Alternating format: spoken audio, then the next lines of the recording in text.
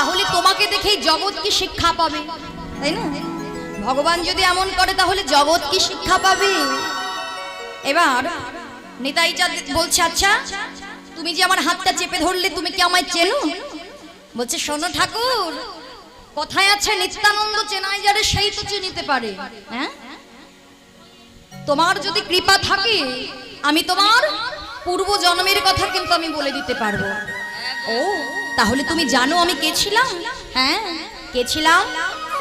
ওগো, ত্রেতা যুগে ছিলে অনুজ লক্ষণ, তারপরেতে বলো না কবির হইয়া জন্ম নিলাম আসে এবে নিত্যানন্দ।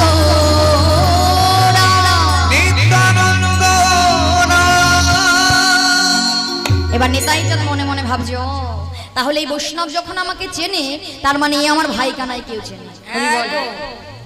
আচ্ছা